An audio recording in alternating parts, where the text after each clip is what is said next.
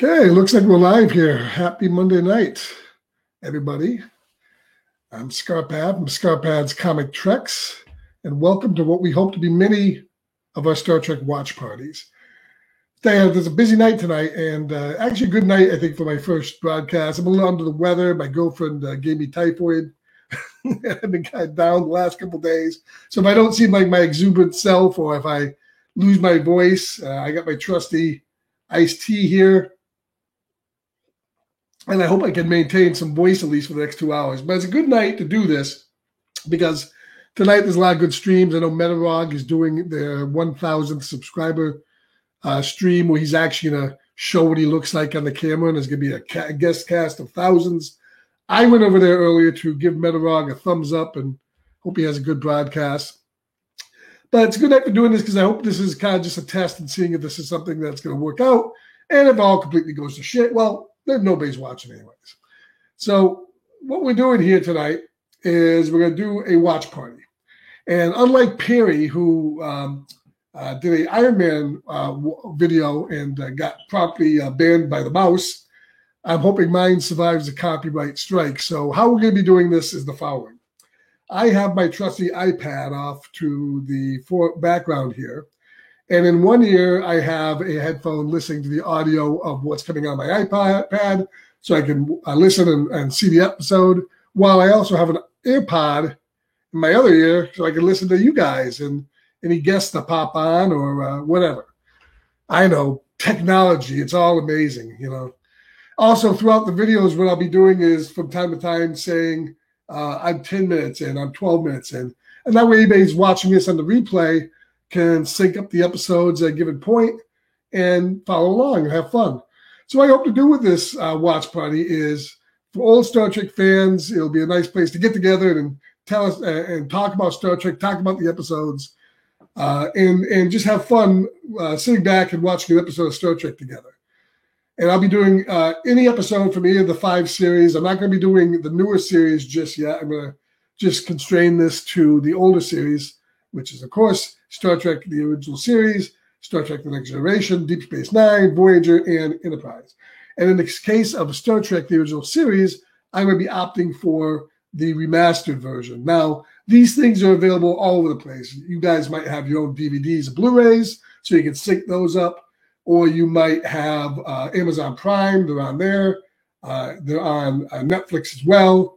I think Amazon is the only place that has both the remastered and the original episodes. Remastered episodes are episodes that came out in the 2000s, basically with upgraded special effects, which are pretty dated by this point, but they still look better than some of the 60s stuff. Although in some instances, I actually prefer the original special effects. They were pretty quaint, and they were good for the day, considering they're 50 years old now.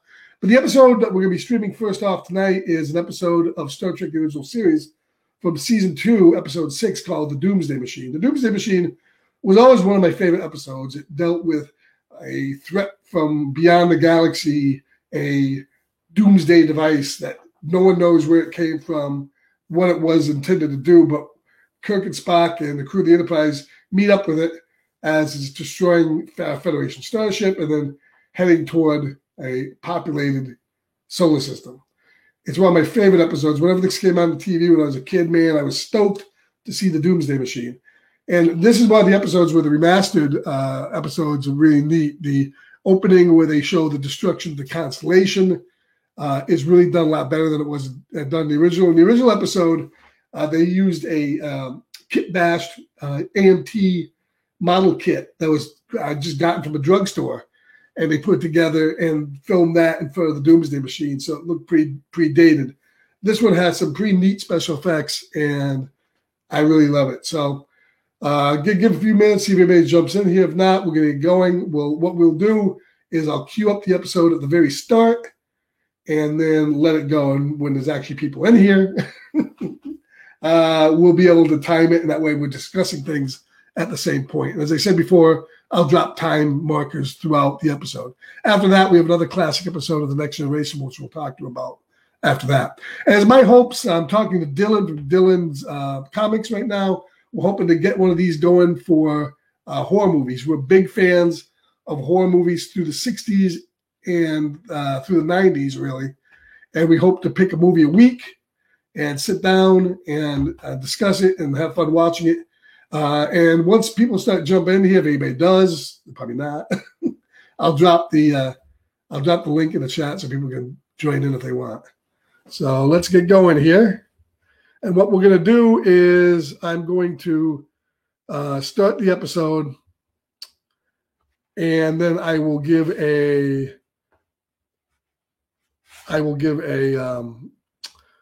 5, 4, 3, 2, 1, and then we'll start it and we'll get going. So here we go. 5, 4, 3, 2, 1.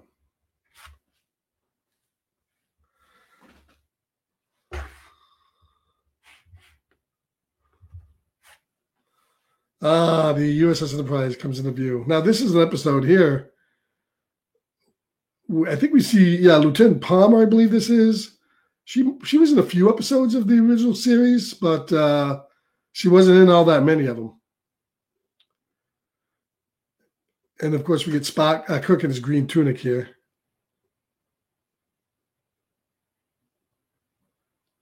And it was the second season here that we actually saw that there was a fleet of Constellation-class vessels, that the Enterprise wasn't the only one.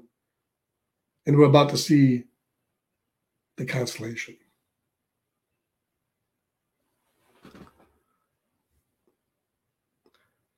And the special effects in this episode, especially the remastered version, was done very well. Even 12 or so, I think 13 years later, they still hold up.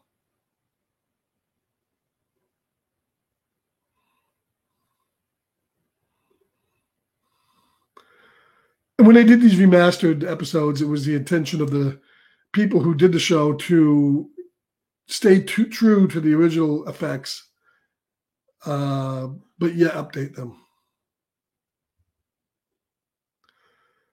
One of the very few rare episodes we actually see Kirk walk across the bridge and walk across the viewing screen, mind you.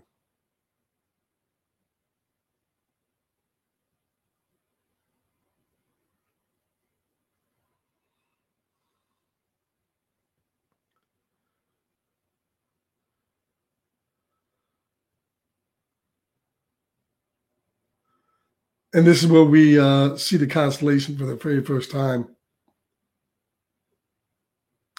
Probably the first time in the series that we get to see a wrecked, destroyed Federation vessel. Hey, Justin Weekend, how you doing? Just started the live stream. Metarog's on tonight, so I don't expect to meet people, but this is kind of a test for future weeks and for Dylan and me doing horror shows shortly. The episode started a little while ago. Right now, we're into about 2 minutes and 50 seconds in. And I'll be dropping some cues about where we're going to be in case anybody wants to sync up and watch along with us. So we're about to get to the first special effect. Here we go. This debris field in this asteroid field is done for great effect in the remastered version. None of this was in the original. Yeah, I'll drop a link if you want to come in, if you're watching along, or if you want to play at home. And as I said, I'm watching the episode right now streamed off of Amazon, but these episodes are available on Netflix and all over the place. And this is season 2, episode 6, The Doomsday Machine of Star Trek, the original series. And as I said earlier, I'm watching the remastered version, which was a upgrade to the original 60s special effects that came out in 1967. In about 2000, I think it was 2005, they did a CGI updating. And while it's still a little dated by today's standards, it's a pretty good update of the original special effects that were in the show. And this is always one of my favorite episodes because we get a lot of space stuff. If there was a remastered episode you're going to watch, this is probably the one you want to watch because there's a lot of space and battle scenes.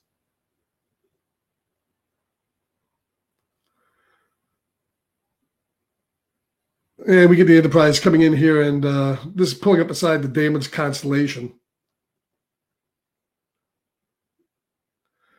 And this is actually a clever episode if you think about it, because what it allowed the producers to do is to use existing standing sets of the Enterprise with some redress so it looks like a whole new vessel.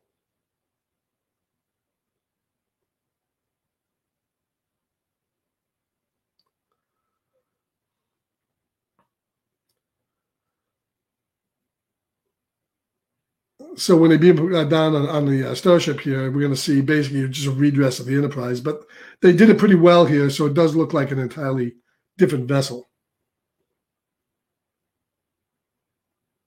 Yeah, if you want to watch it, go pull up Netflix or Amazon, and you can grab the episode there. I'm watching it on my iPad while I'm streaming it in one ear and listening to the broadcast in the other. And hopefully next week I send a shout out to the Nerdy Podcast there, and maybe within the next couple of weeks he'll jump on here and do some of these with me. It's a tough night with Metarog. I jumped over into his stream earlier to give him a heads up and say congratulations. But it's good because that way I get to kind of work out the kinks here. So you see here they're beaming down into the corridor of the Enterprise. Basically, it's been redressed as the Constellation, and they've done some damage, beams hanging from the ceiling and whatnot. Scotty the Miracle Worker, he can almost do anything. They're all going with Scotty. Every time anybody goes with Scotty and they're wearing a red shirt, it doesn't bode well for them.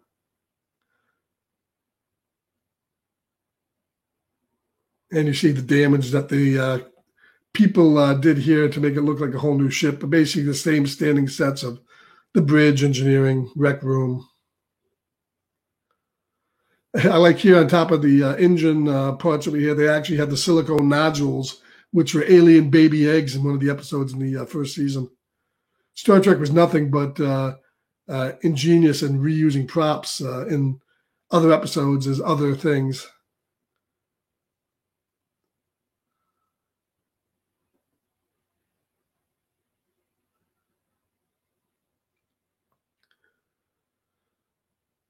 Yeah, no bodies on the ship. Everybody's gone, so that helps for the guest star budget. Whenever they did these other Starship episodes, they never really had anybody on walking around. And this is where, in a minute here, where we're going to meet our guest star.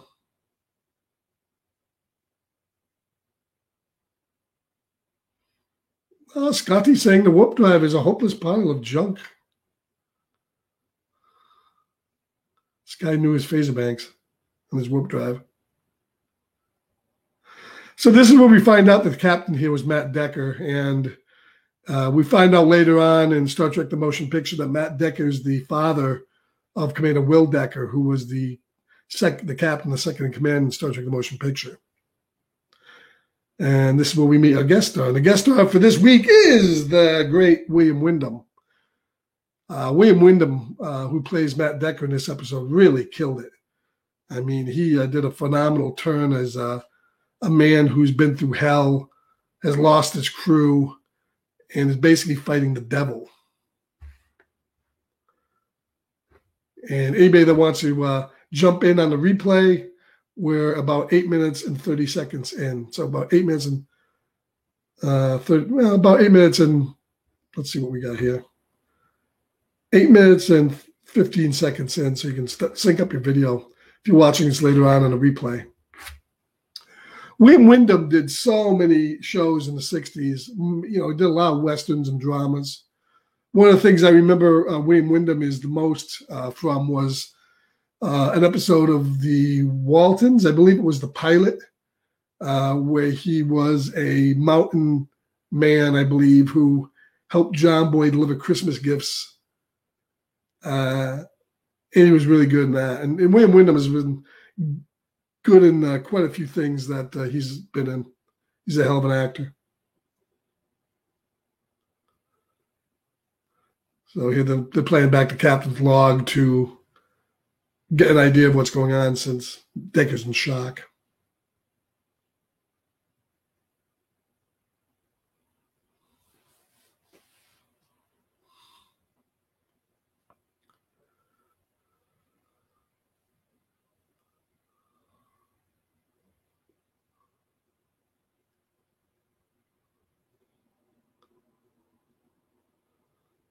This is where Kirk finds out that basically Decker beamed his entire crew down to the planet because he was totally out of energy. The ship was basically destroyed. And the alien, whatever it is, destroyed the planet. So his 430 crew members are dead. And he plays this fantastically. I mean, a great scene here. This is, as they say, there's no devil, Jim line.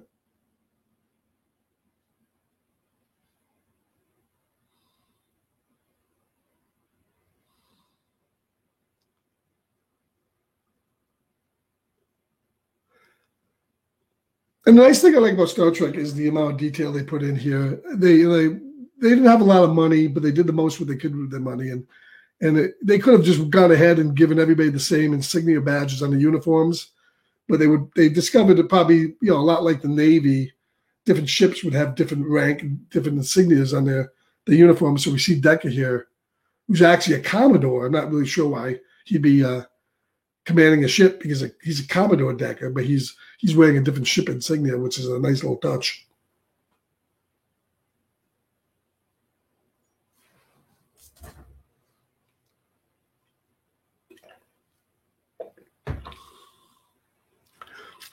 And the interesting thing they did with these sets is they basically reversed a lot of the stuff. So what you're seeing the shots from an entirely different angle than you would see when you're on the Enterprise. So it looks like a totally different ship, when in essence it's the same sets.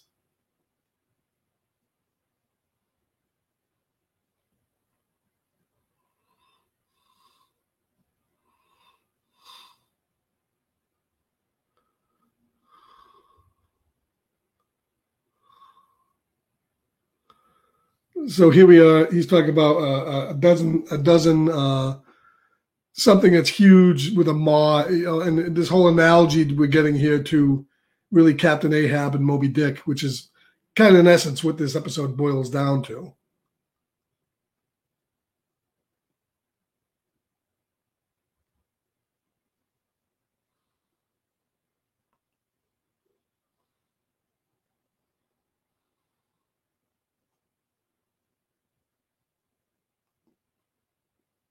So here we now have the Enterprise going through the same exact thing that Constellation had done to it before the attack. So we know that the attack is imminent here.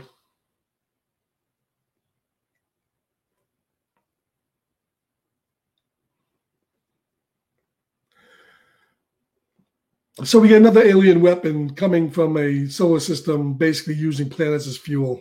Kind of think of it as kind of a Galactus. That's what Galactus does. He breaks up in a new Thor. He's going to get all these planets so that this new scourge that's coming, he needs to eat 5 planets so he can build up his power so that he can take on this new scourge that's coming, this new blackness that's coming. And basically that's what this weapon's doing. It's using planets as fuel.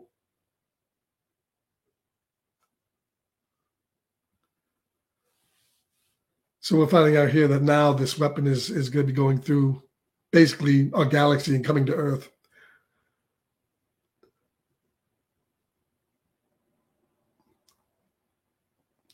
Star Trek always was good in that they never really had villains. They had antagonists. We had either aliens that came and we went out, visited them, and we had to deal with their conflicts, and we had some kind of alien device coming that they had to deal with. But we never really had villains in the show.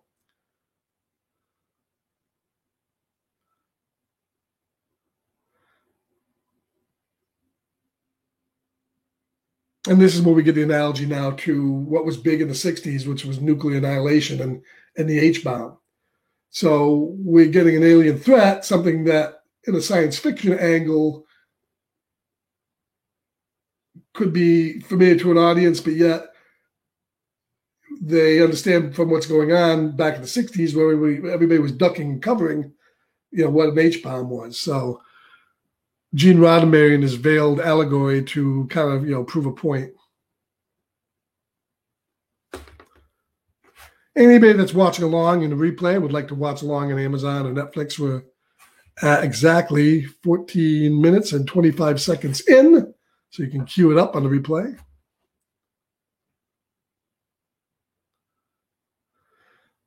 And of course, we're going to get what always happens in the Star Trek episodes. Kirk's going to be the hero and is going to end up being alone on the ship.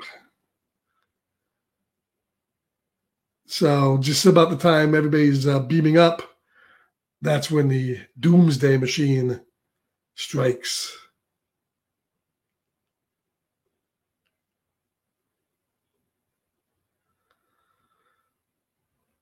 And here's where we get our first good look at the Doomsday Machine. And this, when I was a kid, man, I can't tell you how many models I made of this out of tinfoil. Basically something that looks like a bugle. How many boxes of bugles I got as a kid, and you could do the Enterprise going into the bugle. Because that's basically what it looked like. And in the remastered version here, we get a really excellent Doomsday Machine. And we get a nice perspective from the back of the engines, which wasn't in the original.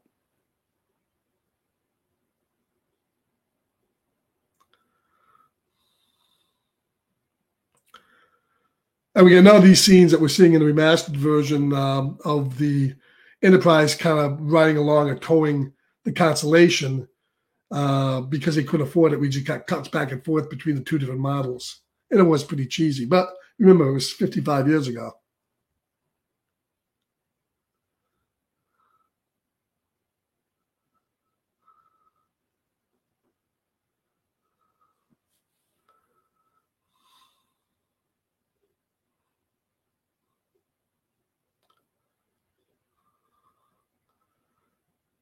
And this is where we're going to get the conflict in the episode. Of course, we're going to get the Commodore who's going to have to take over.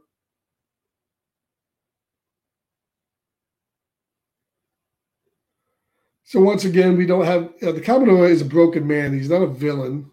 He's trying to do good. He's thinking he's going to do good for the crew, but in doing that, he's going to butt heads with the captain and the crew of the Enterprise. Of course, he's a Commodore, so he can take over at any time. That's a real nice scene where we get the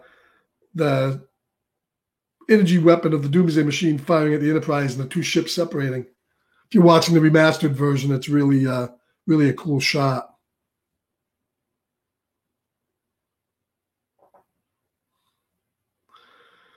On that nasty transporter, they always went down at the right time. So naturally they can't beam the captain back or can't beat all of them back at the same time. And we're 17 minutes, 25 seconds in for those watching on the rewind.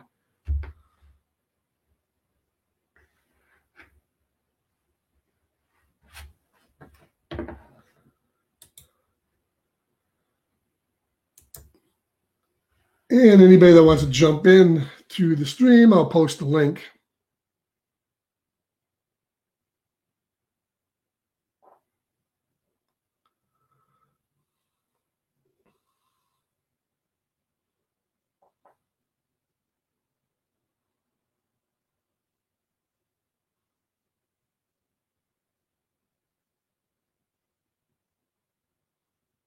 So the Enterprise is basically separating itself from the Doomsday Machine here, and this is where we're going to start getting the conflict here. The Commodore is going to want to start taking over.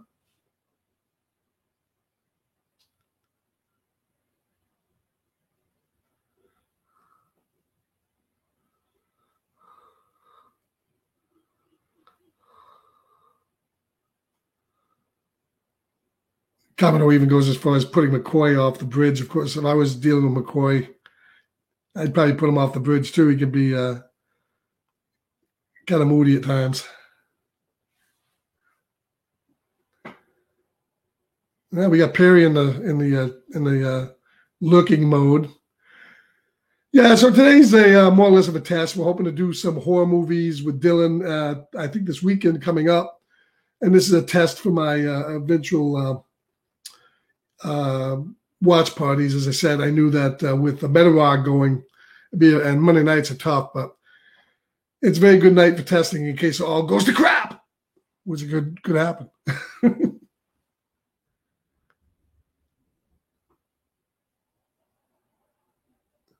And then we get the other unflappable Mr. Spock here, who's not going to let the Commodore get to him.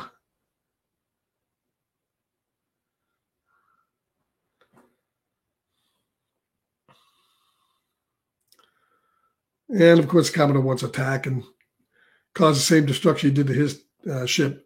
Everybody here knows, McCoy and Spock knows he's bonkers, that he's in shock, but being a Commodore, there's not much you can do when you follow the Starfleet regulations.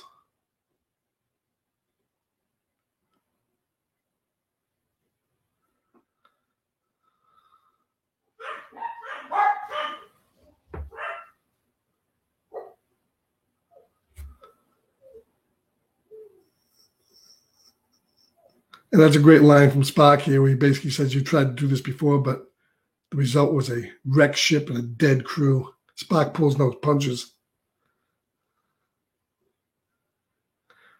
I like the makeup they've done here on William Wyndham. They made it really make him look like he's been through an ordeal and haggard and half out of his mind.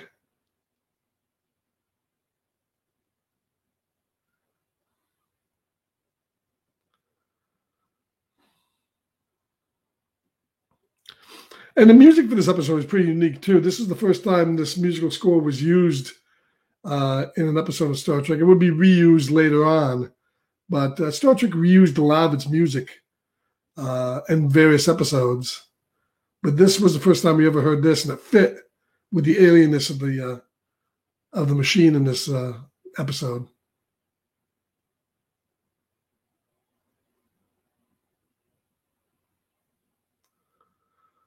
Spock is pretty unflappable here, saying if you can uncertify him, McCoy's going to say, I'll certify him crazy right now. Of course, you can't verify any of it.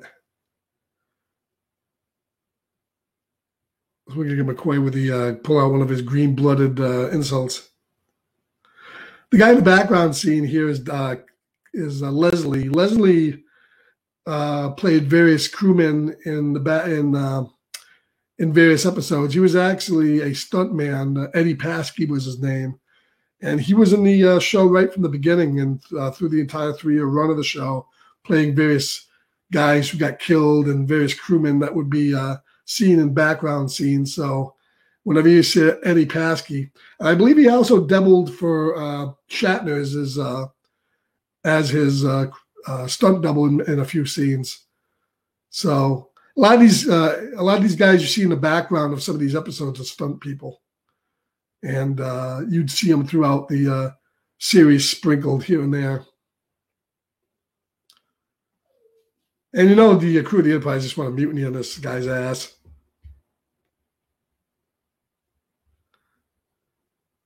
And for those playing along in replay, we are exactly 22:40 into the episode. So pause and continue as you may. The second season of Star Trek is probably where the show really, really got its groove. The first season is probably still my favorite of all because the stories overall. But the second season, I would say, is where a lot of the things that people remember from Star Trek happened. And the third season was the weaker of the three. But I would say this was probably the penultimate episode of season 2. And here we're going to get our first battle between the Enterprise and the Doomsday Machine. Kirk is never an engineer here. He's using basically what looks like a Nair's pantyhose egg to repair the engines.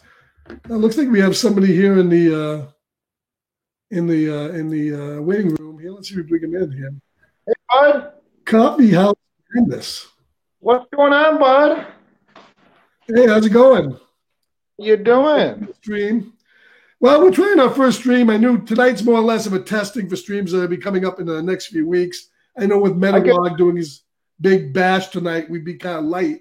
So thanks for joining us. Yeah, I saw it. I actually want to test it too. So let me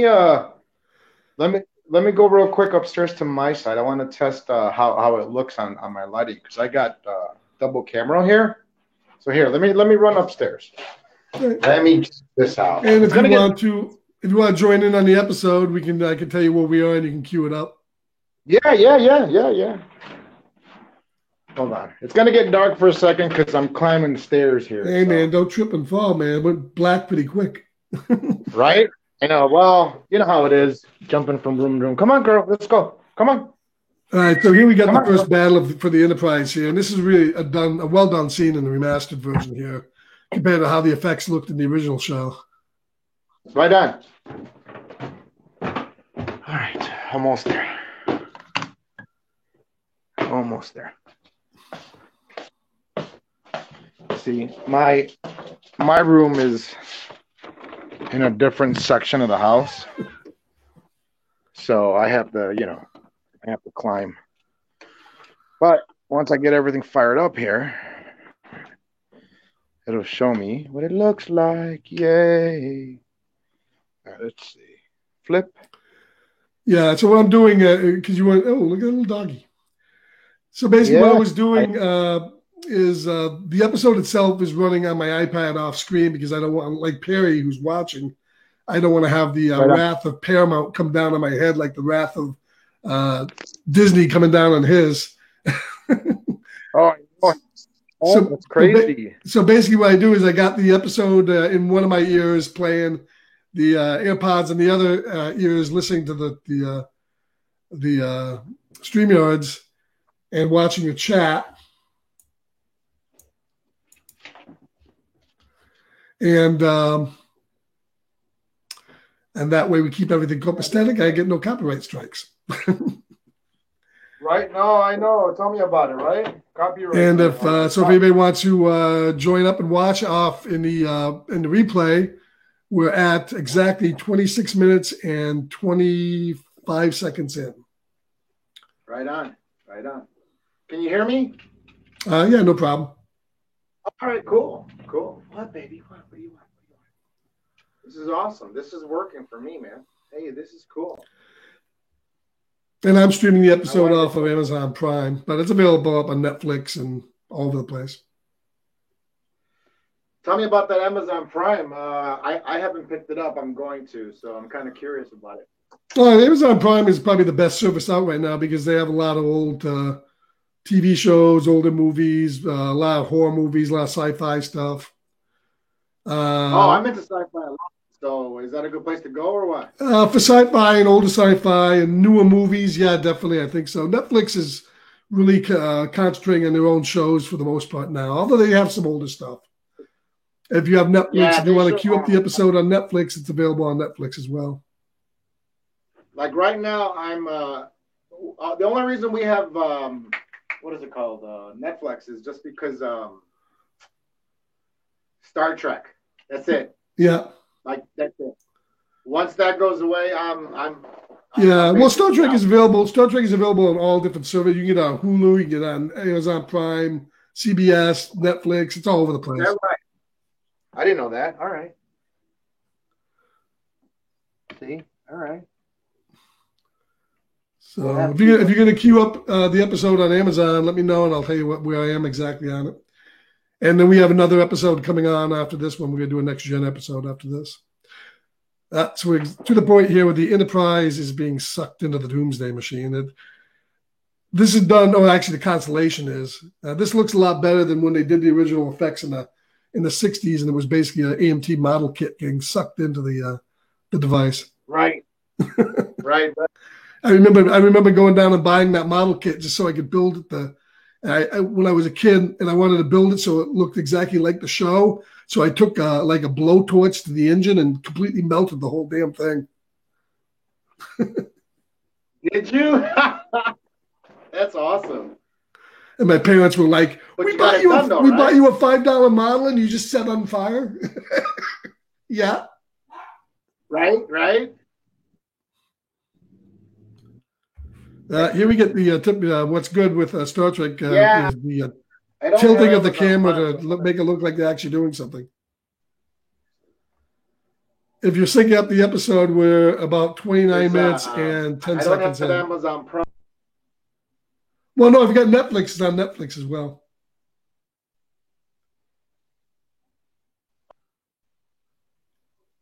Yeah, so if you're on your phone or something, you can queue it up on your phone.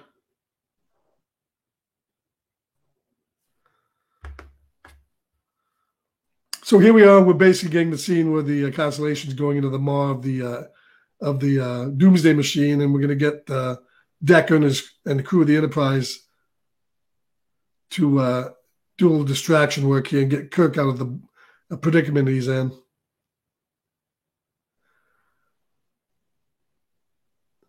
And of course, it always comes down to Kirk being alone on the ship and going to save the day. Right.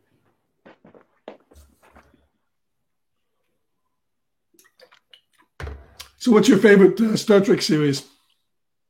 Well, right now, my favorite is whatever my kid likes.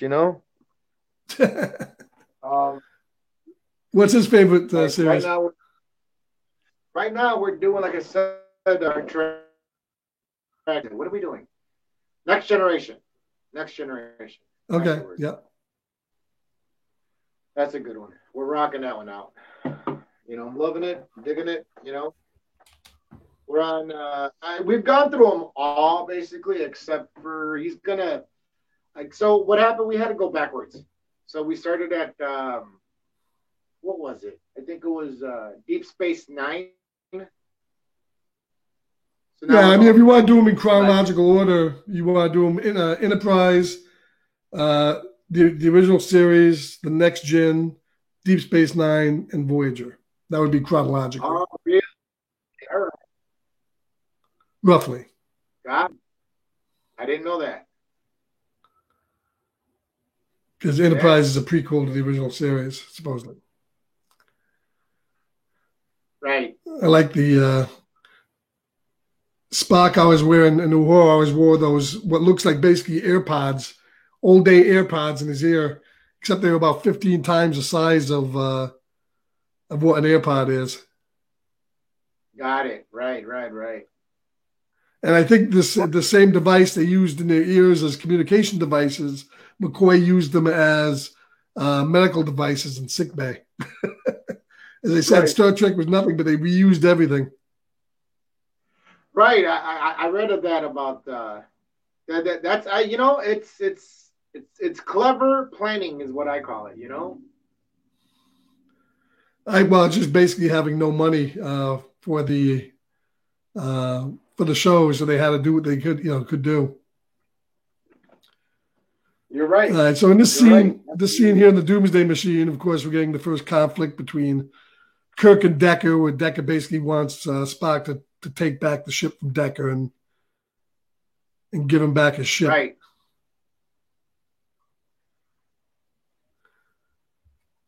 So, do you have any favorite collectibles of Star Trek that you like? Well, I was collecting the Next Generation, not Next Generation. I was collecting the Eaglemoss ships. I collected pretty much all the Enterprises in the Eaglemoss collection. That's kind of like a subscription service. They're die-cast metal ships, of course. but they're pretty expensive. They're pretty expensive. Yeah, they are. So I'm not really getting that. Well, for the small ones, I was collecting the XL ones, which were the larger ones, and those were like $60 a pop. Oh, those are better though. Yeah, I didn't like the small ones are too small. The bigger ones it was a good size. Yeah, I agree.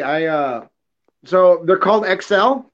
Yeah, they're the XL, the extra large versions, basically of the ships. Okay, so I'm gonna have to check that out because we're gonna do some episodes, but we just recently got we're gonna get all dressed up in our Star Trek uniforms and we're gonna definitely do a really good video, with our Star Trek tricorders and phasers and everything. Yeah, we got. I like the Playmate stuff too. The stuff they did in the '90s with the ships and the figures. Yeah, that's exactly what we've been grinding on lately. Is picking up these Playmates. I'll show you right now what I'm talking about. These bad boys, but they didn't make a lot of them. Like this thing, I love this. This is my favorite thing, dude. Right here. Let me get in the light. Yeah, that was a tough one to get. Yeah, that was a tough one. I think now if you buy it, it's like $100. Yes, sir. I was lucky that there you go. That's better. I was lucky that a friend of mine sent this to me, $32, whatever it was, with shipping. I said, "Hey, bud, I appreciate it." So, and that's Hmm. why we're gonna just do a hello to him. Um, yeah, big Star Trek fans over here. Yeah, they do. Anything sci They do a lot more. The Playmates does a lot more figures than they did ships. A lot of the 9-inch figures. Yes, absolutely. Like we have I haven't done this yet, but I'm going to. I'll show it to you right now. That man, don't fall down again. No, All right, yeah, so I'm in here, another so, room. so, so here we go. Anybody watching along the episode here, we're getting a first fight between Decker and the obvious stuntman that was in the earlier scene. Uh-oh, And uh-oh. I love the '60s shows here, especially when you're watching them in HD now. The obvious stuntman doubles they get for these guys that don't look anything like the original actor, and you Correct. can really see that in these episodes.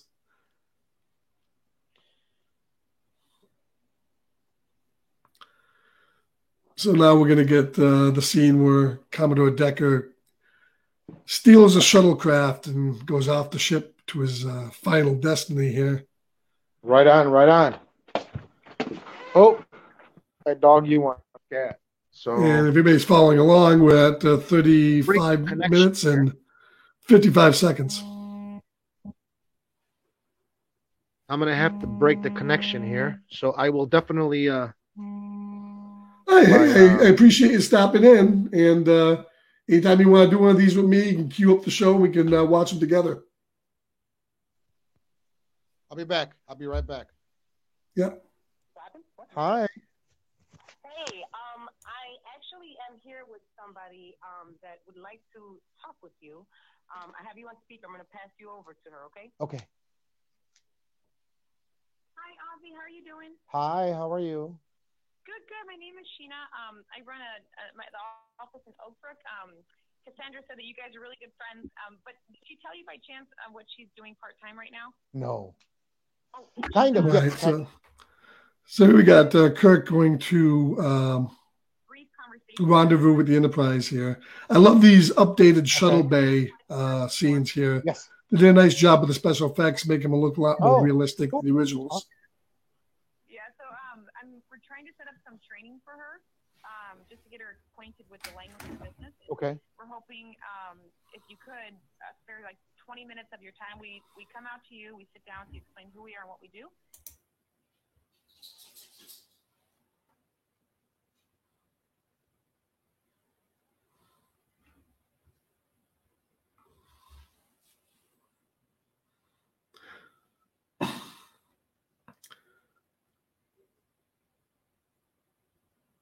Yeah, they did a nice job in this whole sequence because when they originally did this in the original show, once again, we had the same thing. We had an AMT model kit for the Galileo shuttlecraft, and it looked like one too. So when we did the special effects here, they're so much better.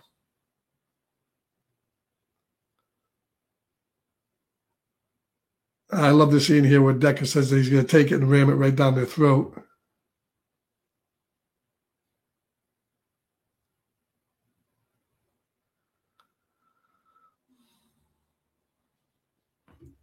And this is the whole key here to Kirk coming up with the idea that basically antimatter explosion is going to be the only thing that can destroy this doomsday weapon. That while the shuttlecraft didn't have enough energy to do it, the Starship does. I think this was this one episode here that really blew the remastered budget for the season because they had a lot of space shots that needed to be redone.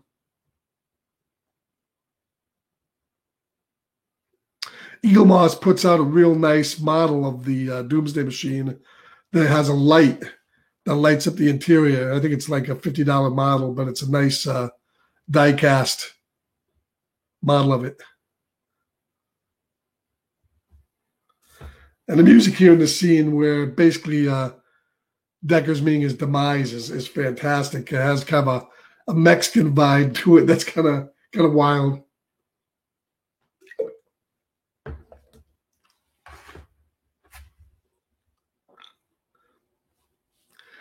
And this has the most perfect break of a Star Trek episode here where Spock says after he's destroyed, he's gone. and then they go to commercial. And the music fades, and you can hear the music even though the video is gone. Done real well.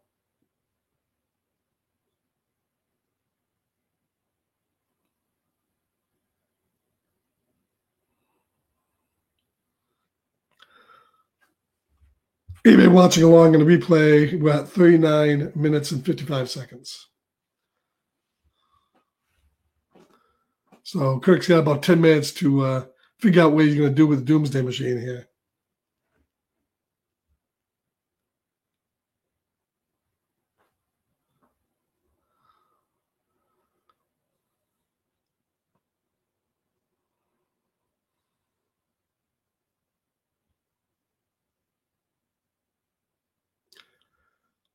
We don't really know Kirk and Decker were friends, other than they were, Starship commanders together. How well he knew Decker is really not really alluded to. And though we never really get a concrete saying in the motion picture that Will Decker's, Commodore Decker's son, it's pretty much known. I think it was in the novelization they had that in there, but it was cut from the movie.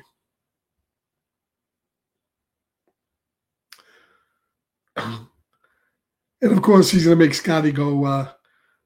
He's going to make Scotty and the damage control party go up, and he's going to stay there. He's the only one that can solve the problem. William Shatner was truly the star of the show.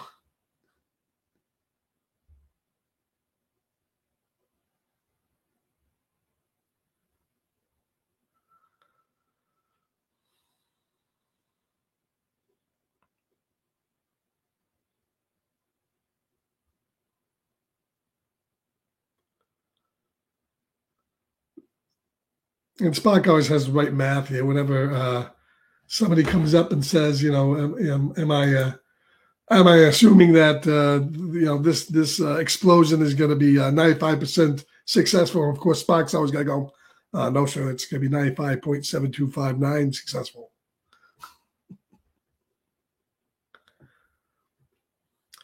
So the hull here is pure neutronium. But of course, it's going to work.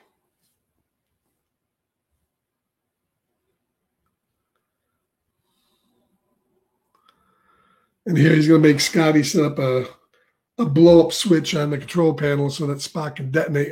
Kirk can detonate the warp engines or the warp core at his command.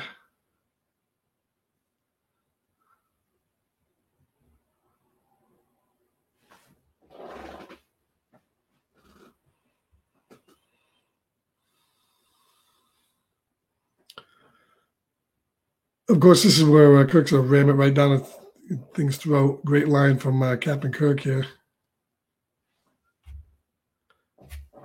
And whenever Spock wants to show empathy for his captain, he calls him Jim. Nice little touch.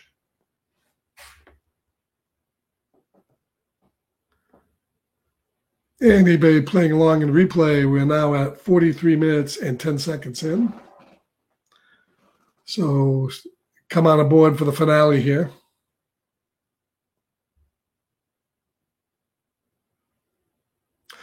So what we're hoping to do here probably this weekend is we're looking at doing the classic horror movies from the 60s, 70s, and 80s. And we've picked out a Tobe Hooper classic from 1986 to be our first movie we do. And that's going to be the Texas Chainsaw Massacre 2, which was an underrated movie in the 80s and really came into its own in the 2000s. It has a great black comedy portrayal by Dennis Hopper, coming off the heels of his turn in Blue Velvet. So stay tuned for some information coming up when me and Dylan will be doing that broadcast, hopefully this weekend, but we'll see. And then every week we're going to be picking movies. I'll pick a movie one week, Dylan will pick a movie the next week, and we'll watch it together and comment on it, and you can join in at home.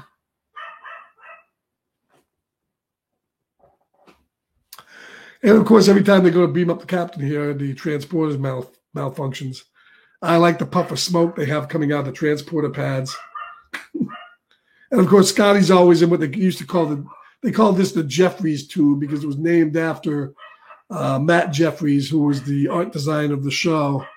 So whenever Scotty needed to go fix the engines, he was always in this Jeffries tube, cross-circuiting wires and doing all sorts of stuff.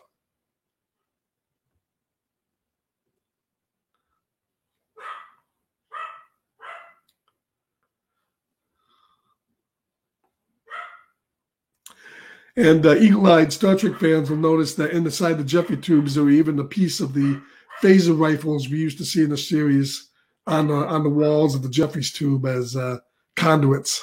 So once again, they reused everything.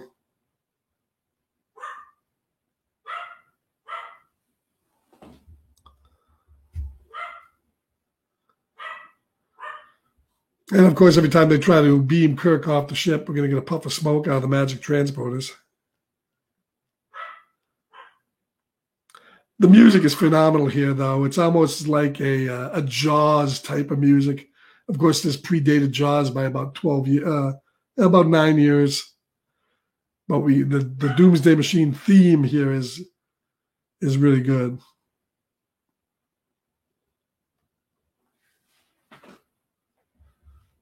I like those high-tech throw switches.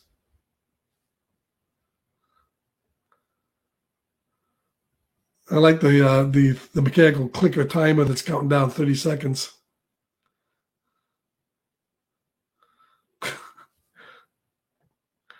James Doohan did the best mumbling of guttural swears under his breath as anybody whenever the engines didn't work.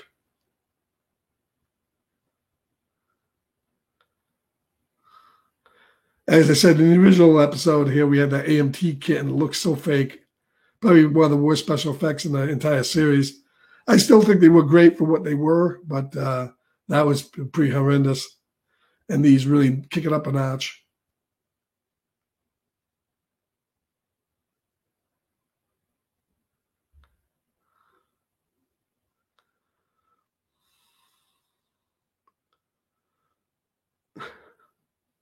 Kirk was always cool under pressure.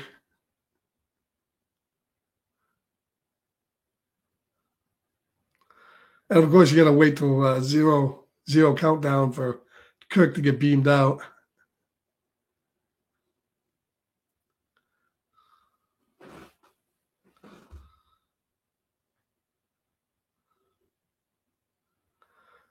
It almost looks like water coming out of the device after the explosion here. It's a cool effect.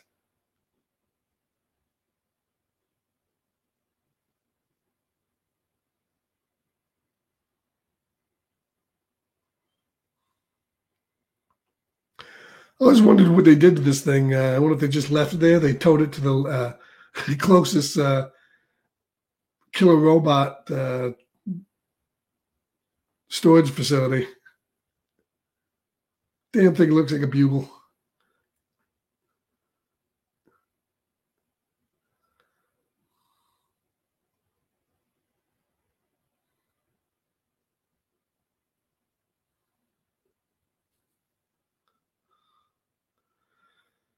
And of course, what we always got here in Star Trek, and what I think is what made Star Trek endure for the 50 plus years it's been on the air, is this little lesson at the end here. Basically, how the H-bomb was a device that was a doomsday device in the 20th century, and we used something like it to kill another doomsday device.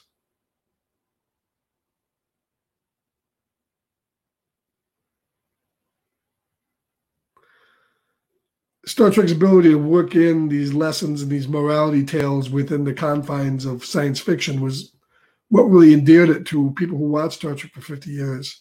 It didn't hit you over the head with it. Sometimes it did, but for the most part, they hit it pretty well. And they got it past the censors who just saw it as a silly science fiction show and let it slide. So the Enterprise heads off into the sunset. Gene L. Kuhn produced this episode, and he was integral. Really the guy who really did a lot of things. Gene L. Coon created the Klingons, Starfleet, the Federation. A lot of the things we've come to associate with Star Trek were things that were created by Gene L. Coon with Gene Roddenberry, but a lot of it was with Gene L. Coon and DC Fontana, and they don't get the really credit they deserve a lot of times. All right, so that's Doomsday Machine. I tell you, when I was a kid, the Doomsday Machine was always one of my favorite episodes. Whenever that came on, I loved that. I used to come home and hurry up and try to go home and watch that as best, as quick as I can. One of the episodes with a high production value in the second season, but certainly not the last one. The second season had so many good episodes, like Amok Time, where Spock's fighting Kirk for the over his bride, and the Trouble with Tribbles, and too many to name. The second season was really when they were hitting it out of the ballpark. So that's Star Trek, and we're going to do another episode here in a minute. We're going to see if anybody else joins in. And if not, we're going to let people watching the replay here get queued up on their device, and then we'll start another episode here. And this is going to be a Star Trek The Next Generation episode. This is season 1. And season 1 of Star Trek wasn't, The Next Generation wasn't the, really best season. A lot of clunkers in the season, but it was getting its footing. And that's been true with a lot of Star Trek series, is that they really didn't get off the ground until really the second and third seasons. I think The Next Generation really came into its own in the third season. They had a writer's strike in season 2. A lot of the episodes that you saw in season 2 of The Next Generation was scripts that were abandoned for before they were going to do Star Trek The Motion Picture, they were going to make it as another series with Shatner and crew. Spock wasn't coming back at that point. And they had created like 5 or 6 scripts, one of which was the one they used for the motion picture, but they had 4 or 5 other scripts that were unused for the series. And in, I think it was 1988, there was a writer's strike. And all the shows were either not starting or they were starting late. But because Star Trek The Next Generation had this pool of about 5 to 6 scripts that they could have filmed, they basically just changed it a little bit and inserted the Next Gen crew in for the original crew and changed some things. The first season, season 2 episode, The Child, which is where Deanna Troi gets mysteriously impregnated by an alien being, not one of the greatest episodes of the series, but that was a episode that was one that was for the new Next Phase TV show, as they called it. That never happened. But of all the episodes of the first season, the one that we're going to watch, I think is one of the best episodes. It was a little dark for Star Trek, but certainly not as dark as what Star Trek is now. But the difference is everything that was happening was an outside influence. We had aliens, parasitic alien beings infiltrating the Federation. So when Picard and crew come upon this plan to upset the Federation from within, it's by these compromised aliens and humans. Roddenberry never wanted the really what's happening now in the TV shows for the Federation to become the bad guy. And the end of this episode even gets a little graphic by 1988 standards, something you wouldn't see again. Really, you saw a little bit in some of the episodes of Next Gen, but very lightly. And then First Contact was a little graphic in some of the things, but not as graphic as what has happened in the newer shows. So this is season 1, episode 24, called Conspiracy of Star Trek The Next Generation. So if you have Netflix, if you have it on Amazon Prime, or you have it on Blu-ray, we're going to give you a countdown here. We're going to do a 5, 4, 3, 2, 1, let you sync up your episode, and we'll get going.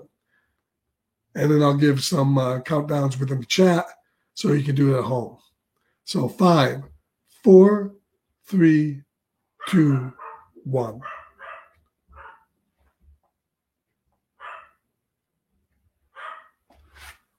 Okay, so we open up with Riker giving his log,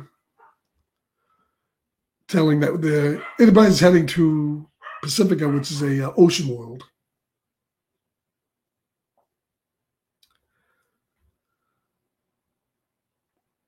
And then, of course, we get the what happened a lot in the Next Generation first season episodes as they were trying to establish character is a scene between LaForge and Data trying to understand human humor.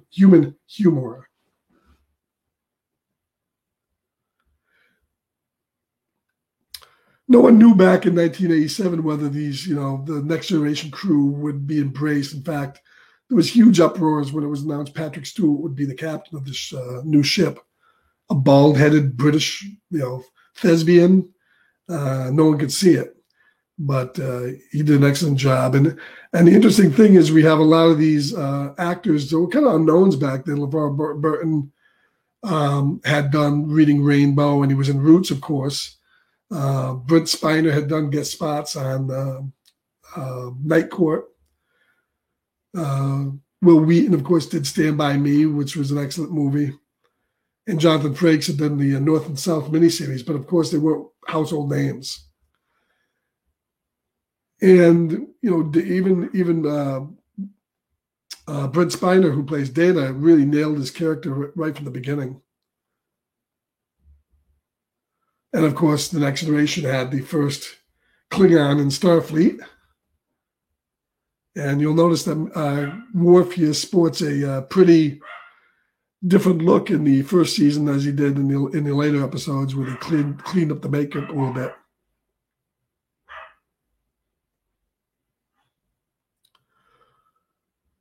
And by this episode, Denise Crosby, who played Tasha Yar, had already left the series.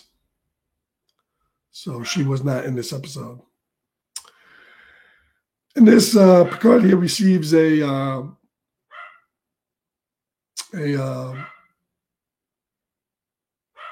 message from Starfleet Command, and this actually was a little bit of continuity. The Next Generation wasn't known to have things carry over from episode to episode. It was really episodic, like the original series was.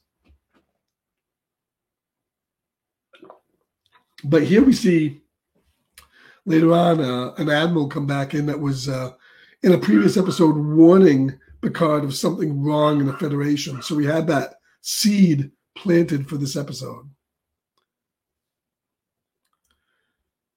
And here we are getting one of Picard's old friend, who's captain of another ship, contacting Picard on a scrambled channel about what he feels are improprieties in the Federation.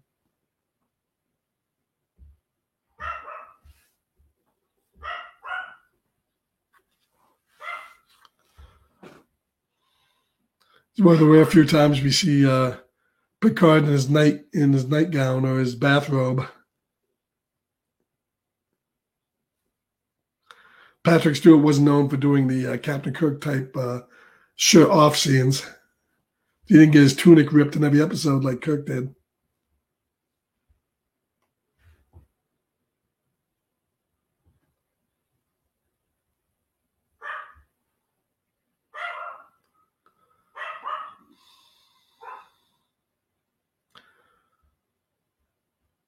So Picard is going to have to, in secret, go to this meeting of clandestine Starfleet officers to figure out what's going on.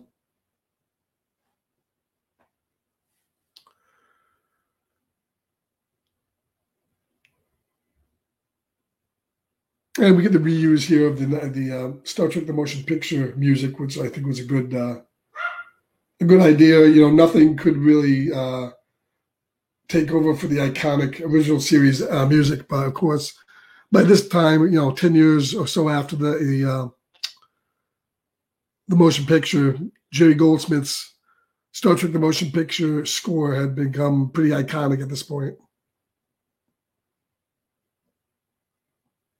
And of course, they changed the opening titles from When No Man Has Gone Before to the more 80s PC-friendly When No One Has Gone Before.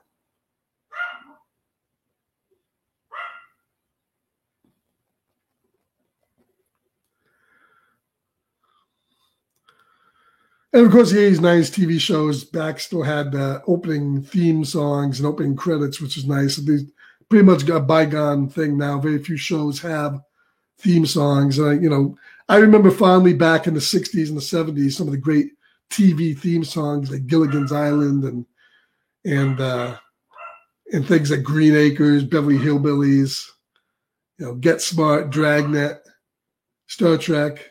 It goes on and on. But of course, nowadays kids don't have that. They don't really have that catchy theme tune because for the most part, you get a static screen and you go right, to commercial.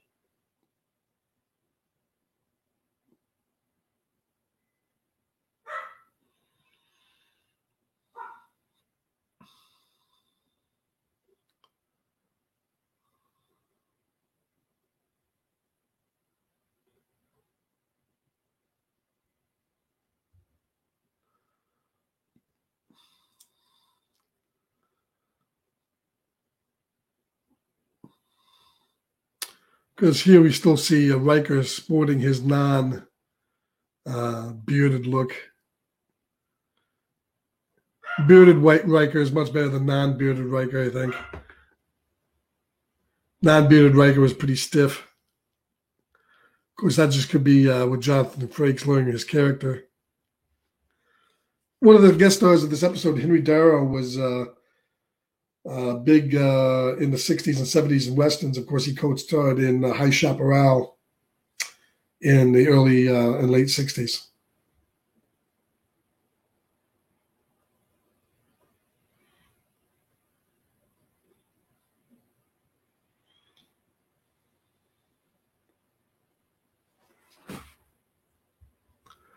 Anybody playing along in the replay will note we're at 7 minutes and 10 seconds in if you'd like to jump on the episode.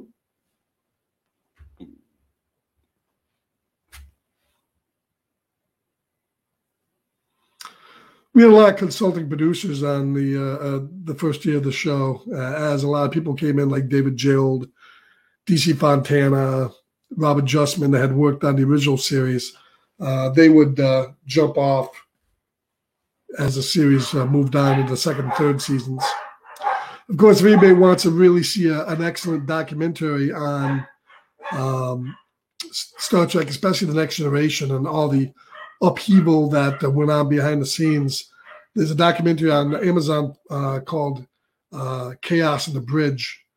I think it's hosted by Shatner, and it goes over a lot of the issues they had behind the scenes.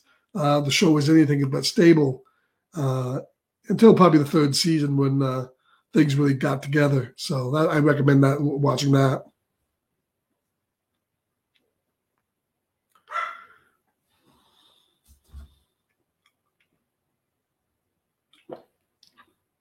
In the first season here, the Enterprise crew were in their onesies, the one-piece uniforms. Patrick Stewart was known to hate these uniforms. And that's why they went to the I think in the third year they went to the two-piece. The second year they went to the two-piece kind of uniforms. And you'll even see what he does in a lot of those episodes called the Picard maneuver, where basically every time he stands up, you'll see him take the bottom of his shirt and pull it down because the uniform is rode up on the actors quite a bit.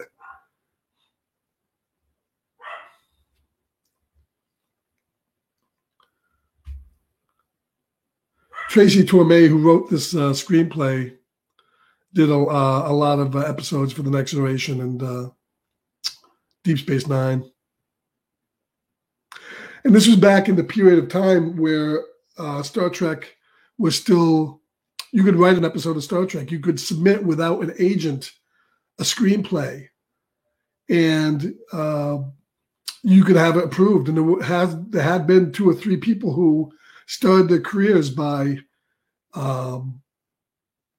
submitting a screenplay and having it approved and used for the show. I think they would rewrite it, of course, to what they needed, but you could sell a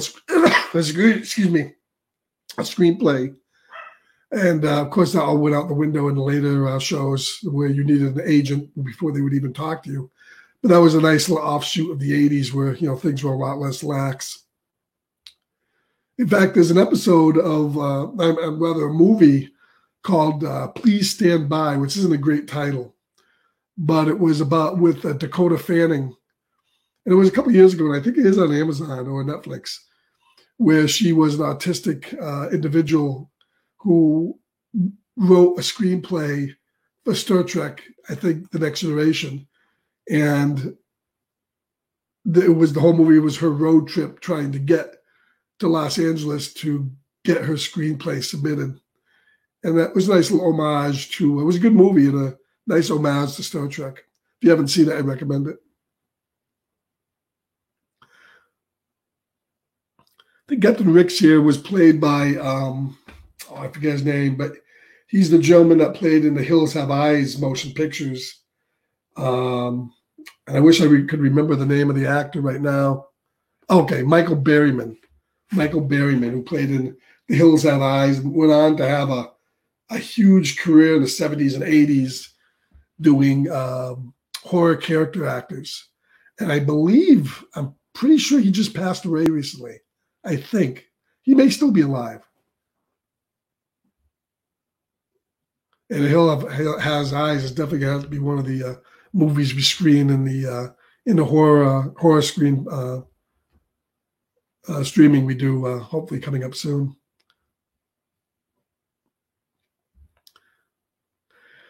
Star Trek used this set called Planet Hell in almost every first and second season, especially the first season. This set would be recycled. They called it Planet Hell. It can be seen in the episode Lonely Among Us and others, Hide and Q, much as Star Trek had the cheesy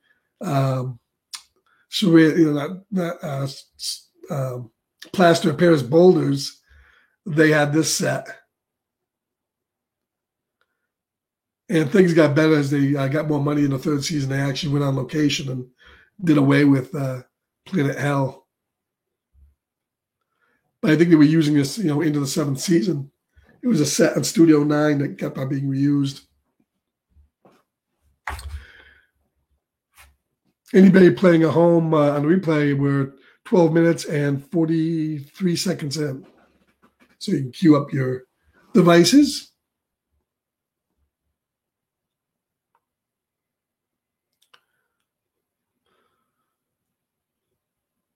This almost had a Invasion of the Body Snatchers type vibe to it. Of course, the remake was made only about 10 years prior to this episode. So, it was a pretty big movie. And this definitely has that vibe where alien beings are coming in and taking over the bodies of Starfleet personnel.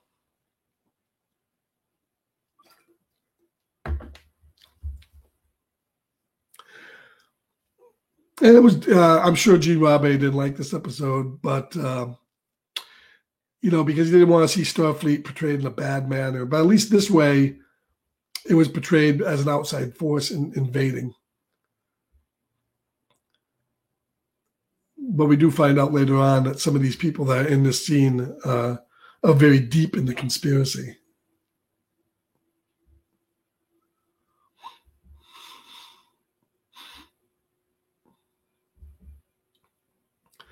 And a lot of people will remember this is the episode with Jonathan Frakes. It looks like he's going to eat a mealworm, so a lot of people remember this episode for that.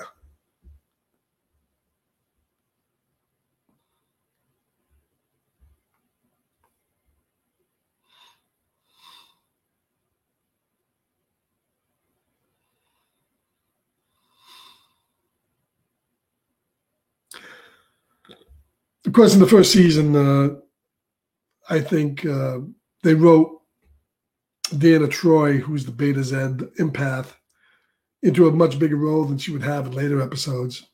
Although she would have roles in later episodes, but she wouldn't be mainly the captain's confidant or psychiatrist. And she would break away from just saying, I feel great joy or I feel great sorrow, or becoming a mind reader for aliens, visitors. And she had a really terrible hairdo here.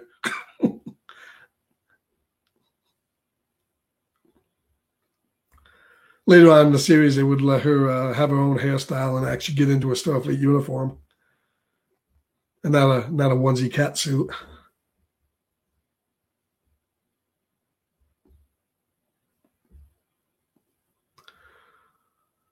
Picard in the new series is a dog man. He is a dog, but he was definitely a fish guy in the original series, in the Next Generation. He didn't like children. He liked fish.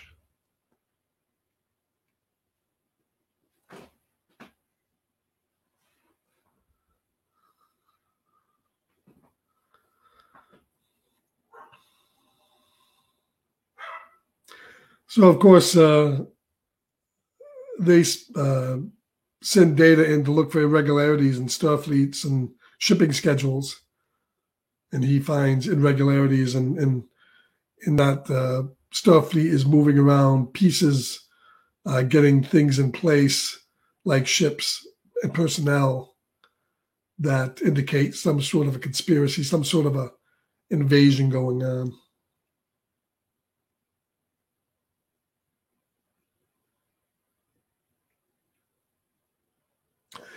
The Next Generation definitely had a different role for the Doctor, whereas McCoy was a definite part and an integral part of the main three of Kirk, Spock, and McCoy. Dr. Crusher really did have a lot to do in the series. Even as it went through, she had a son, and a lot of her early scenes were revolved around Wesley, who was also written, very, very poorly in the beginning. So a lot of these scenes had, just Crusher walking down the bridge and walking off the bridge. She wasn't an integral part of the show, and unfortunately, it's too bad because Gates McFadden did some good work on the show, and it would have been nice if she had a bigger role. I'm pretty sure they asked her to return for the new Star Trek Picard series, and she declined. So I think they are going to kill her off in that show eventually.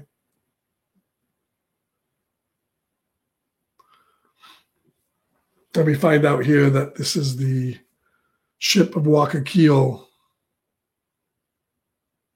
that it's been totally and completely destroyed.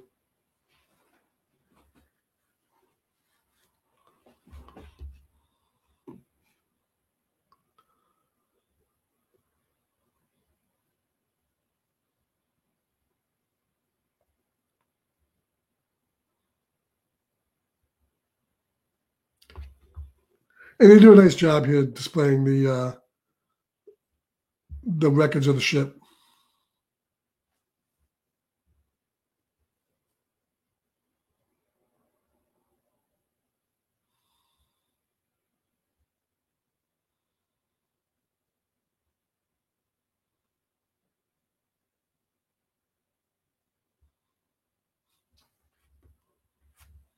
eBay jumping on. We're exactly 18 minutes and 26 seconds in. So now we have the Horatio destroyed. And we're going to get Picard eventually deciding to return to Earth to figure out what's going on here. And the Enterprise rarely returned to Earth. Of course, we don't get to see too much of Earth. We get to see basically the inside of a Starfleet corridor. It's about the extent of it. Didn't have a whole lot of money to throw around in the first season. This was definitely one of my favorite episodes of the first season. Everybody had something to do, and it was a little darker. It was a little bit grittier than some of the other episodes. But I think that had more to do with the fact that they had some really weak episodes in the first season of the series.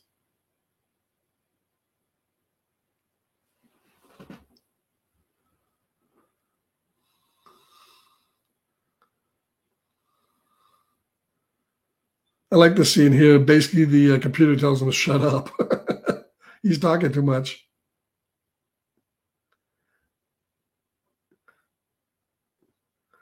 And of course, Majel Barrett, who was Nurse Chapel in the original series and wife of Gene Roddenberry, did all the computer voices for all the series up until her death.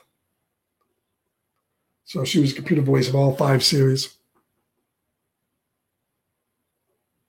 Actually, 6 series if you consider the animated series. She did it there as well.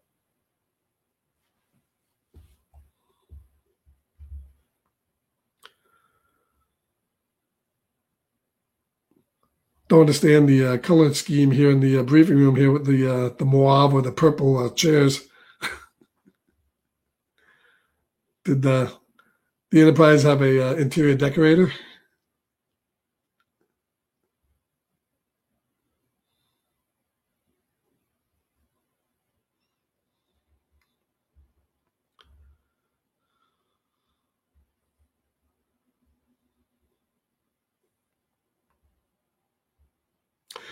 This is definitely a more data-centric episode.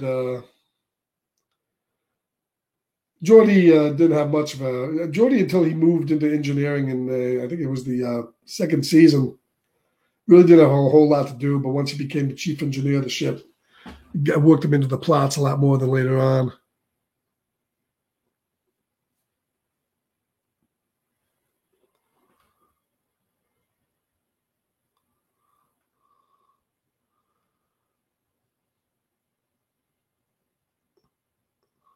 And it's interesting here that Data's the one that says, why not? Why not? Riker questions him about whether he should just warp over to Starfleet, and that's what's going on. And it's Data that comes out and says, why not?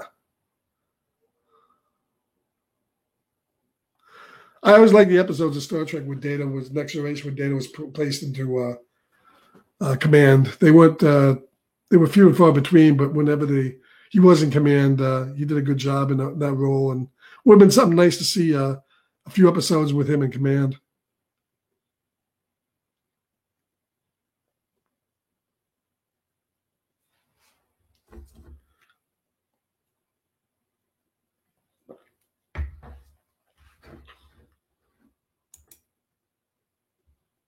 Hey, no problem, Coffee Madness. Thanks for stopping in. I appreciate it. Maybe once we go and do some more of these streams, we'll get you on here, and anybody else who wants to join in. And if you like horror, look on this weekend. We might be doing a horror show.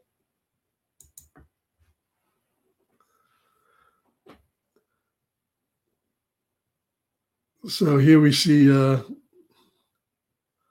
guest star there as Vulcan Starfleet officer Henry Darrow. He was in quite a few shows, including, as I said, High Chaparral was for 4 years.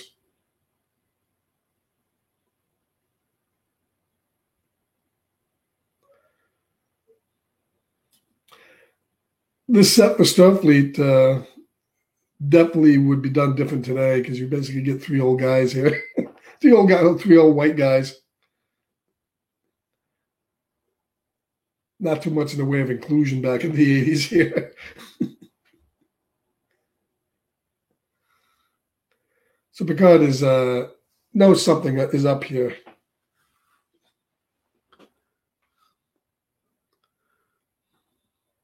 You should know whenever the weird and creepy Starfleet guys invite you to dinner to watch out. Something's up.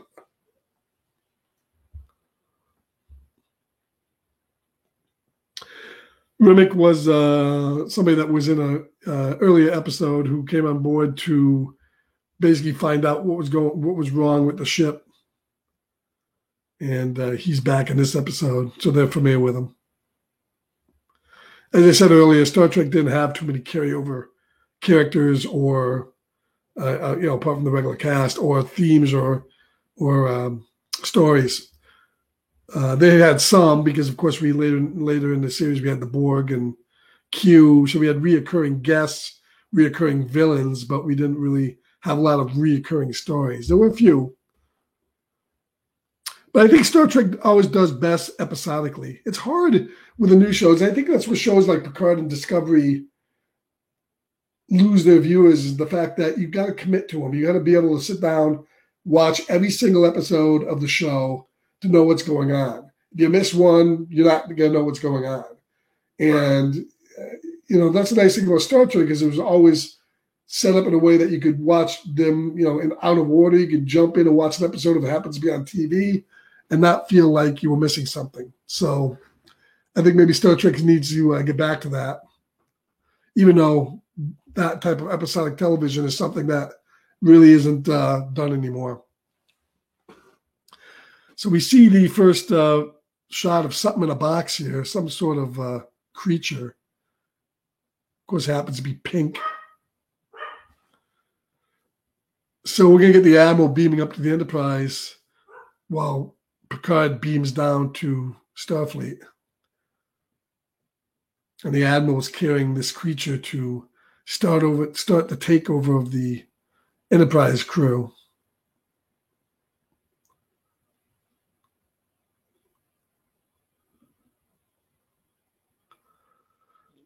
And this character played by Ward Costello was on an earlier episode. He's the one that warned Picard as something going on in Starfleet, but he didn't know what.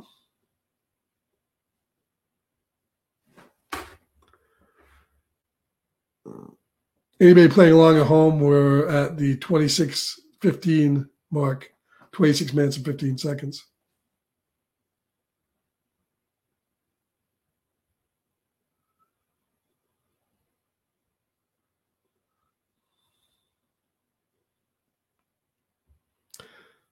These uniforms you see in the background, some of the crew members, these little shorts, it's pretty dated. Got dates are so firmly in the 80s.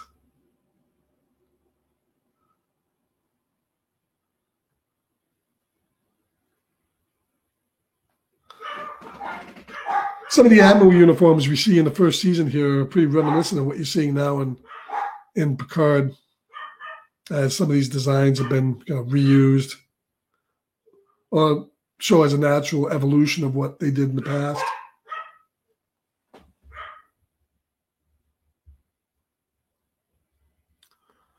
Of course, you have to wonder why the transporter weren't able to. In other episodes, somebody tries beaming some kind of unknown creature aboard the Enterprise. The transporter's biofilters would be able to tell that there's a creature in the transportation stream, but here, of course, nothing.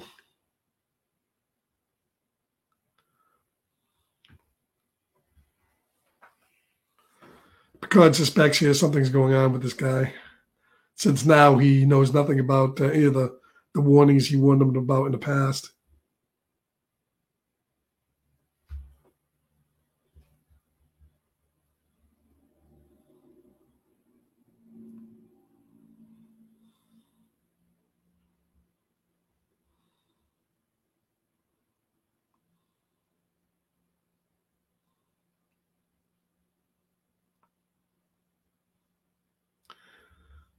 Riker's pretty wishy-washy in this first season.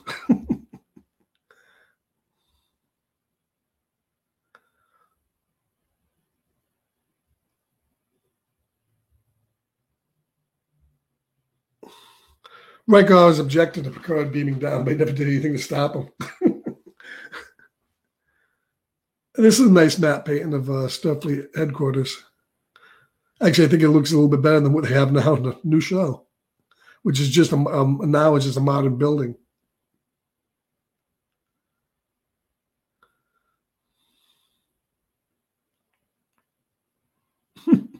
Nothing not ominous about that. The first officer will be joining them shortly. He goes, "Yes, I'm sure he will be." These guys are like ultra creepy here. They're not really trying to hide too much of a fact that they've been co-opted by something.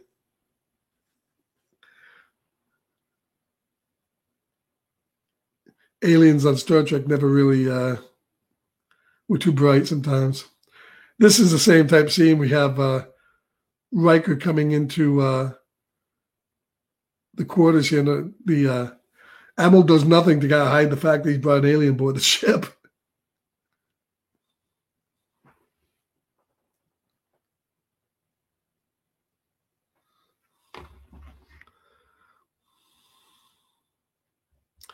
The creature effects we're going to see here is done by stop motion animation. I can't think of too many episodes past this series where they were still using stop motion animation. It's definitely old school.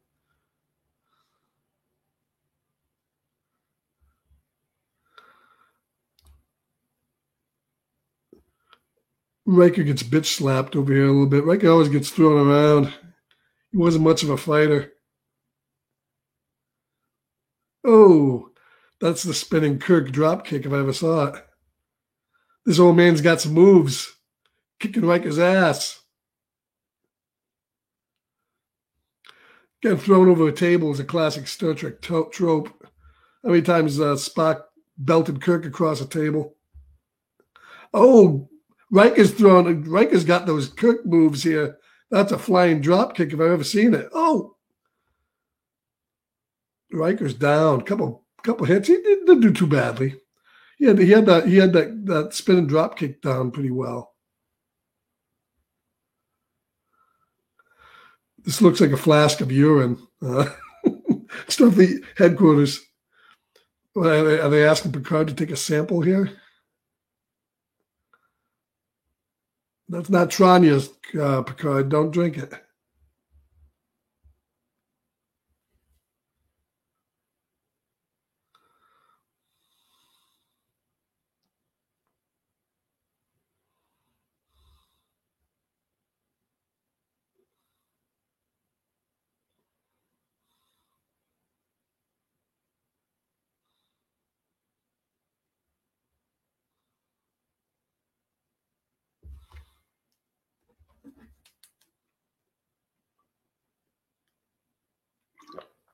Yeah, starships implode every day of the week.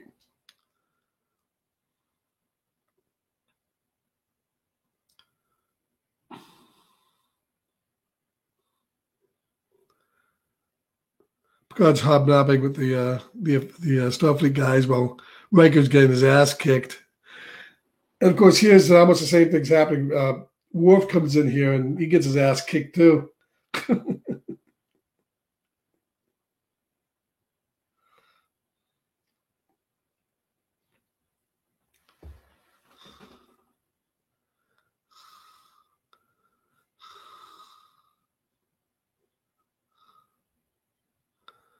Oh, that was some plywood looking shit, man. He put Geordi right through the door.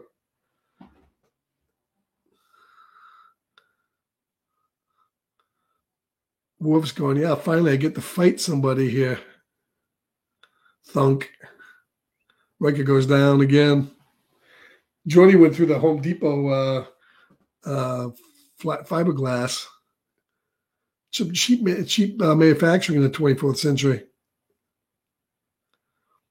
Worf did way too much growling in these early season episodes. But once again, even Worf gets his ass kicked here.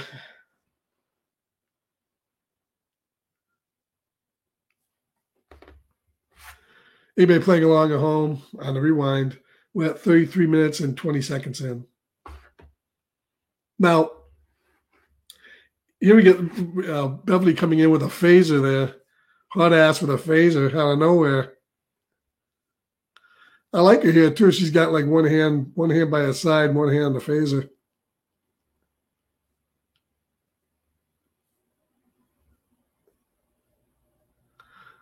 Riker's still down. Riker's out for the night.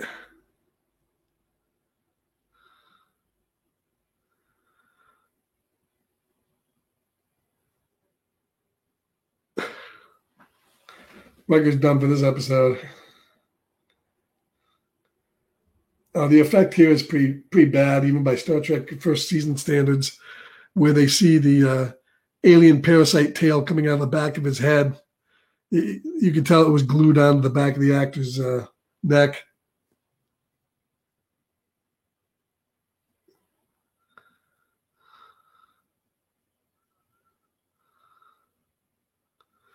I just happened to notice a little tail wiggling around there. Yeah, that's terrible. somebody glued something on, they're wiggling around.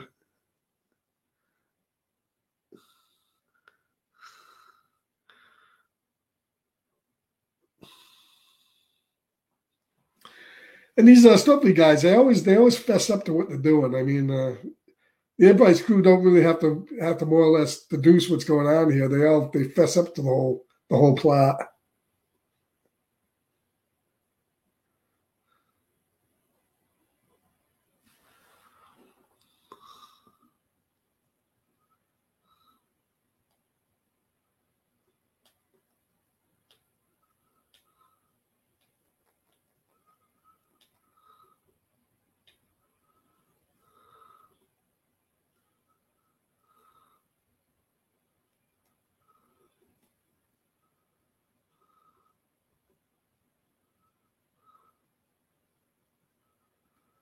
He got bitch slapped. He's out for the night. Hey, Lawson Comics. How's it going? Oh, it's going all right. We had some people pop in here. And this is more or less of a test for future streams. I know with Metarog doing his big 1,000 subscriber today, I went over there earlier that it wasn't going to be too busy in here, but we had a few people pop in.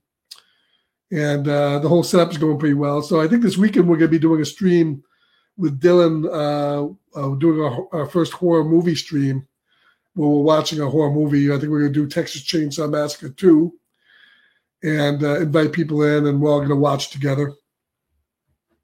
So it's going pretty well. And once again, people are watching this on Rewind. We're at 36 minutes and 25 seconds. And if you want to go ahead and queue and watch the rest of the Star Trek The Next Generation episode that we're watching here, you can go ahead and do it.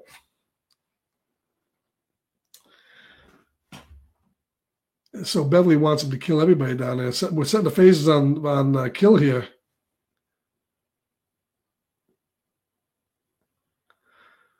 Now this is a great scene when they invite Picard to go in and have his meal. And remember, this is 1988 or 87, I think it was. The first year was on. And we get this little scare tactic, the Riker sneaking up over here. That's definitely a horse scare right there.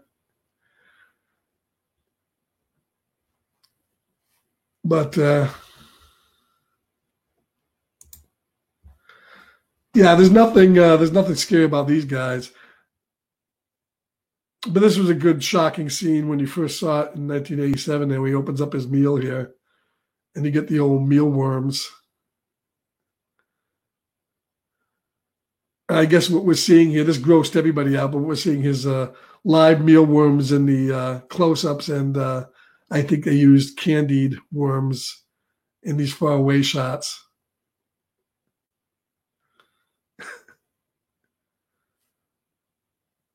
Picard's not going to eat any of that stuff.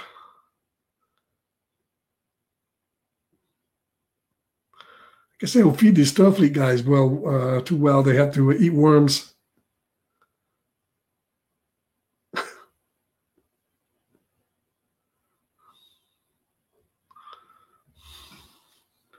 Like Picard knows he's in a pickle here. These doors you're seeing open in the background are 10 Ford doors they're using here in the first season.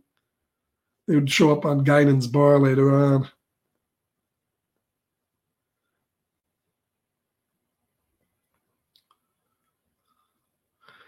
And the scene here where they show the parasite on the back of Riker's neck is really done so. She wouldn't convince me. Look at that. You can see the glue where they actually glued it on. These aliens have to be pretty stupid if they fall for that.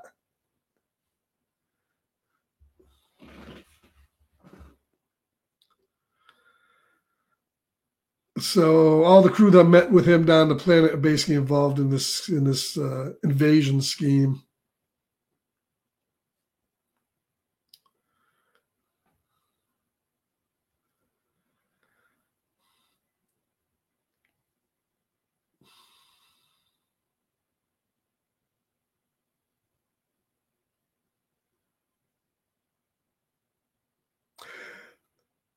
These first season episodes definitely do have Star Trek: The Original Series vibe to it, more so than the later ones. It's like they took a look at the old shows and they took a lot of the structures of. You could see them substituting Kirk and Spock in for this episode pretty easily. This is a great scene here where we actually think that Riker's going to chow down on some of these mealworms. This one over here is enjoying it. She's going to town on them.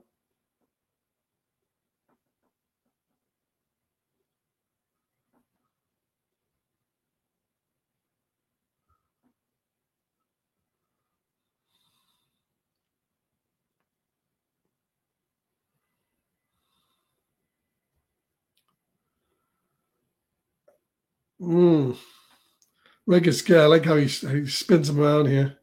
Because the crowd's going, this man's fucked. Oh, burn.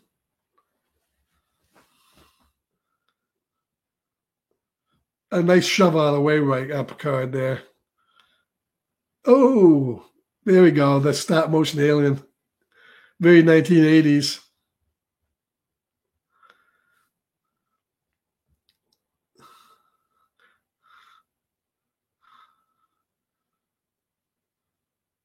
And Picard and Riker here. I like to see where Picard basically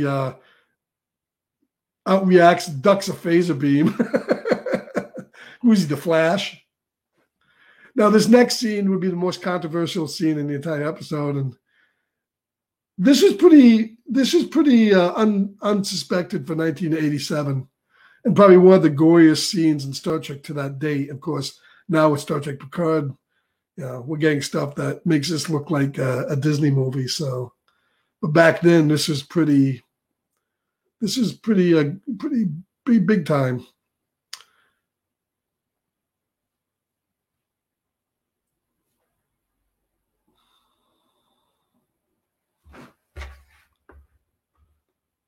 And we're at 4140. This stop motion alien just doesn't look very bad now.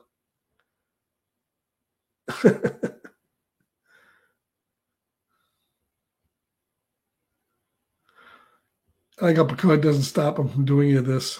I'll just let him eat this dude. Hey, he's hungry. Wow, that looks great.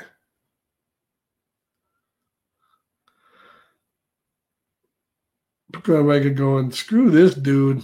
He's done. I like the frog neck.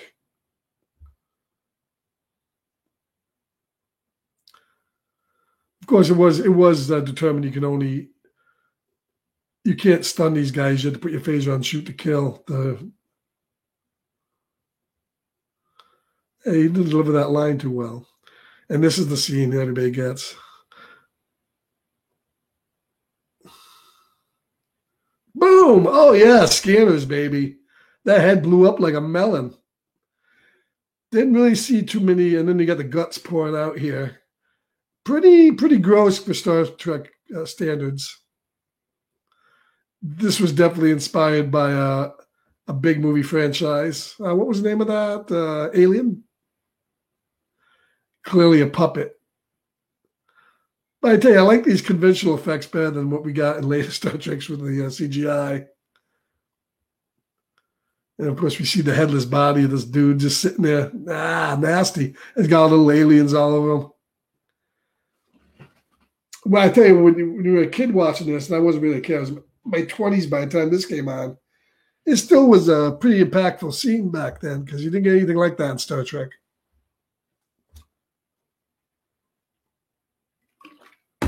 But it still wasn't a torture type porn we're getting in Star Trek Picard. That was really not good.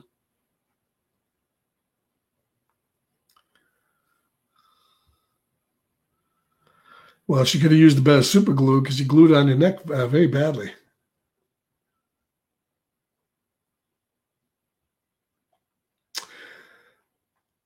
And this episode was never followed up on. It was originally intended that this message that got sent out prior to the aliens being destroyed was going to act as like a homing beacon.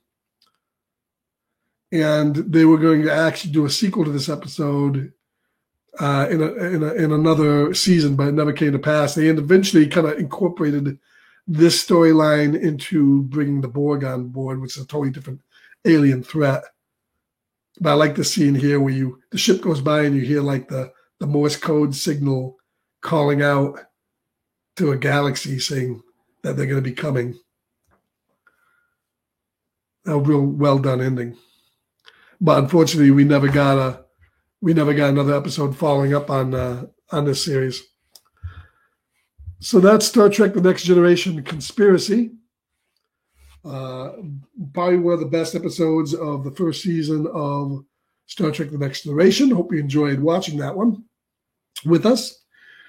And if you're watching on the replay and you're enjoying Star Trek for the first time, it's great. I'm glad to be able to bring some of these classic episodes to you live stream. And hopefully in the future there, when we get things going, maybe we can bring some Star Trek fans on board to sit down and watch the episodes with me.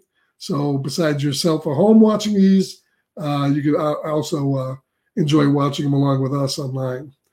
And hopefully within probably a week or so, watch for an announcement of a stream with Dylan and myself, where we're going to be starting up probably a weekend.